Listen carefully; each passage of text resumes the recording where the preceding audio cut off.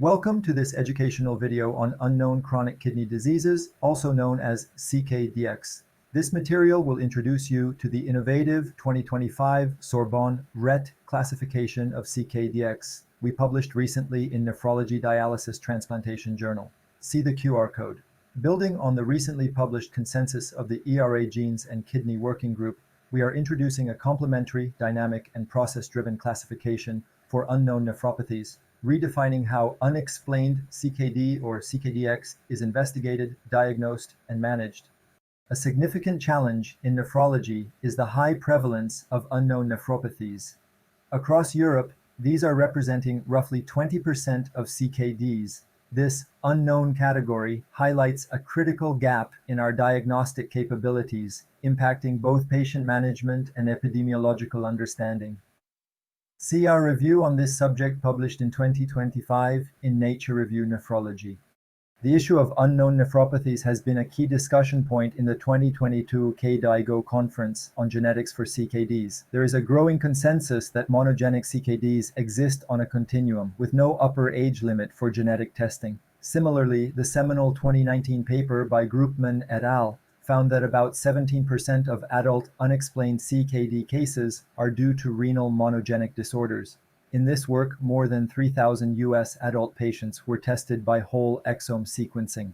In Europe, for example, at Sorbonne University, we have observed a similar percentage of 25% after testing over 4,000 patients. However, controversies persist, particularly regarding the terminology. The term CKD of unknown etiology is often seen as imprecise. This highlights the need for a more refined and actionable classification system.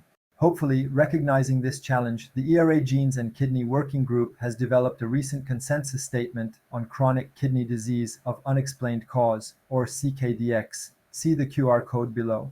This framework provides a structured approach for reporting CKDx, moving beyond simply stating unknown cause.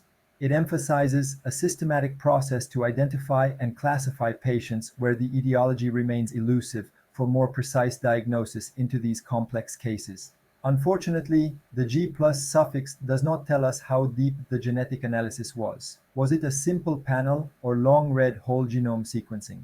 The classification also does not tell us how many times the case has been reassessed by experts.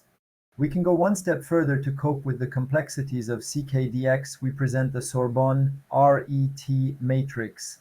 This matrix integrates three dimensions: R for re-evaluation, E for exposome, and T for technology.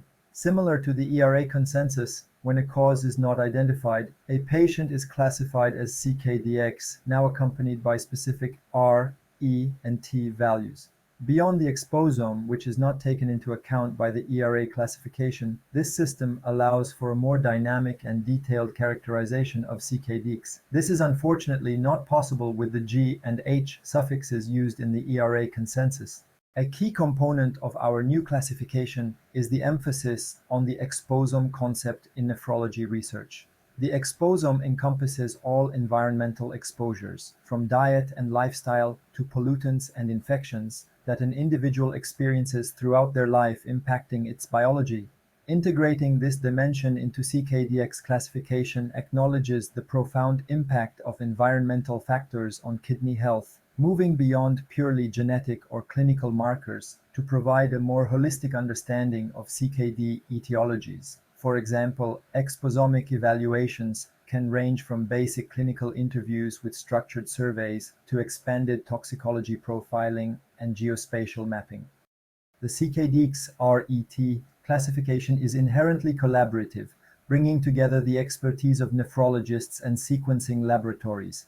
Nephrologists contribute to the R re-evaluation and an E exposome dimensions, leveraging their clinical insights and patient history. Simultaneously, sequencing labs provide the T technology component, offering advanced genomic analyses. This integrated approach ensures a comprehensive and multidisciplinary assessment, fostering a shared understanding of each patient's unique CKDx profile. This classification represents a dynamic roadmap for diagnosing CKDx. It's not a static endpoint, but an iterative process that ensures that our understanding of a patient's CKDx can evolve. We're excited to introduce an interactive web application that brings the RET concept from theory to clinical practice. This free, user-friendly interface allows clinicians to input patient evaluation data, including exposome and genomic technology details, and track their diagnostic journey. See the QR code or note the URL. It provides a clear, structured way to classify CKDx patients, and you can export a report, enabling a more standardized approach to CKDx across different centers. The true power of the RET classification also lies in its potential for global data sharing. By harmonizing exposomic, genomic, and phenotypic data across registries, we will unlock unprecedented insights into CKD and foster a global collaborative effort to address CKD.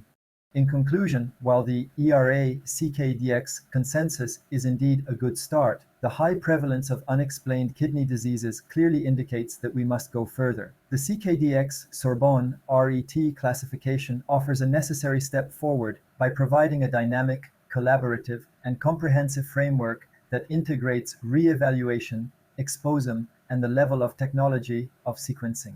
See the QR code for the full paper. Also, thank you to our institutions, APHP, Sorbonne University, and the Saint Joseph Hospital for supporting our work. And thank you all for your attention.